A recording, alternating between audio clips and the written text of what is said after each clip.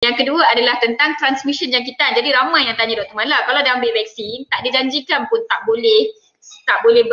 kita tak boleh berhenti daripada menular. Maksudnya, okey, kalau anda ambil vaksin tak semestinya anda tidak akan dijangkiti. Masih ada kemungkinan anda mungkin dijangkiti. Vaksin tidak bermaksud anda kebal dengan virus, yang mana virus tu datangnya pun dia terpantul. Bukan. Vaksin bermaksud badan anda ada pedang, ada perisai untuk melawan virus tersebut. Jadi virus tu masih akan masuk, cuma badan anda akan lawan, akan bunuh virus tersebut. Virus kalah, anda menang.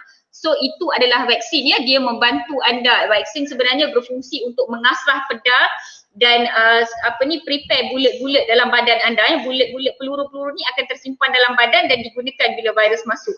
So virus masih akan masuk. Kenapa kita kata anda masih boleh dijangkiti walaupun telah divaksin? Sebab vaksin ini tidak menjanjikan 100% pencegahan jangkitan. Kadar keberkesanan dia 95%, kadar keberkesanan dia 91%, kadar keberkesanan dia 99%.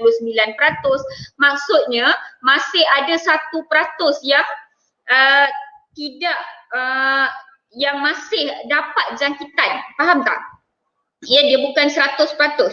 So, kalau ada 10 million orang divaksin, akan ada 100 yang masih dijangkiti. Sebab itu bila anda tanya doktor kalau dah ambil vaksin boleh dijangkiti ke? Doktor akan kata, ya, anda masih boleh dijangkiti sebab ada 100 orang tu. Doktor tak akan bagi anda nombor-nombor kari kosong. Ya, doktor akan memberitahu anda perkara yang sebenar. Tapi daripada 10 juta, 100 orang yang kena jangkitan, tak cukup ke? 99% kadar perlindungan tak cukup ke? Kalau ada seseorang memberikan anda satu produk, satu ubat ataupun satu penawar dengan berkata ini boleh memberikan, ini adalah 100% terjamin, memang takkan jadi apa-apa, mati pun akan lari. Maksudnya dia menipu, dia membongak tu maksudnya. Tak ada satu pun produk dalam dunia ni yang boleh menjanjikan 100% keberkesanan, melainkan produk tu memang turun daripada Tuhan. Dan kan, kalau manusia yang buat, you cannot reach 100%, that's a lie. Ya, tolong fahamkan konsep tu. Sebab tu doktor akan cakap, kalau dah vaksin, boleh kena jangkitan? Tak boleh. Dalam 10 juta akan ada 100 yang boleh dijangkiti. Dalam 1 juta mungkin ada 10 yang masih boleh dijangkiti. Jadi kita terpaksa kata boleh. Kita takkan kata tak boleh. Cuma kebarangkalian peratus tu sangat-sangat rendah. Okey?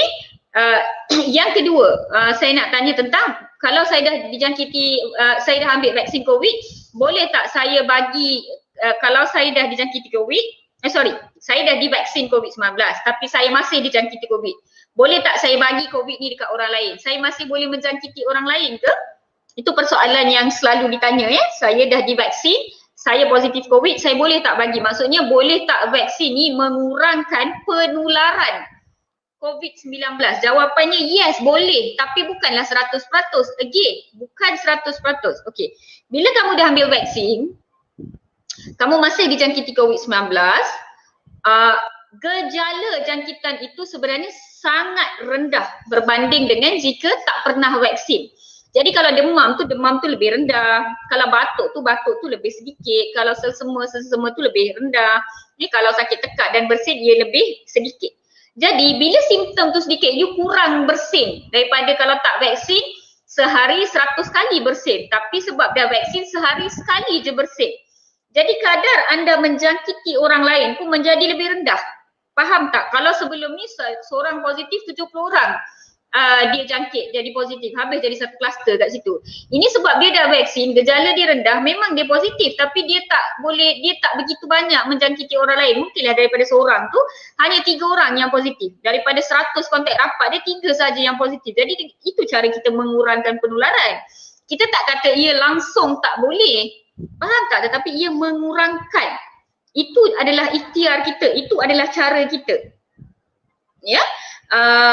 Jadi kalau opah ambil vaksin, opah dapat COVID pun, kalau opah jumpa saya, opah peluk saya, opah main dengan anak saya, main dengan Alvid, main dengan Yusha, Ya, saya pergi rumah opah, makan, minum, beraya, apa bagai. Kalau opah kalau saya bawa COVID pun kemungkinan besar saya tak boleh nak menjangkiti opah.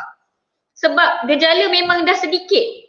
Lebih-lebih lagi kalau saya dah vaksin, opah pun dah vaksin. Walaupun saya ada COVID, kebarangkalian saya nak bagi dekat opah tu sangat rendah. Dan opah pun dah ada pedang, dah ada peluru. Kalau ada seekor dua masuk pun dia dah boleh salang, brum, dia bunuh, settle.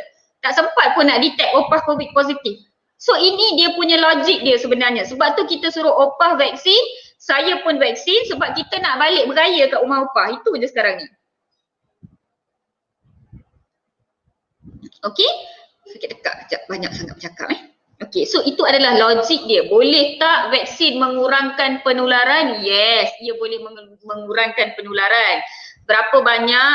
90%, 95%, 99%. Boleh tak vaksin memberhentikan kadar jangkitan terus 100%? Boleh tak? Tak boleh guys. Tak ada satu pun yang manusia cipta ni akan memberikan apa-apa figure yang 100%. Susah. Tak akan dapat. Memang kita tak akan jadi perfect. Kita boleh jadi near perfect, almost perfect, tapi nak dapat 100% tu it's not easy. Melainkan kalau BMBI tu memang tak boleh nak dapat 100 Kalau max tu bolehlah score 100. Okay.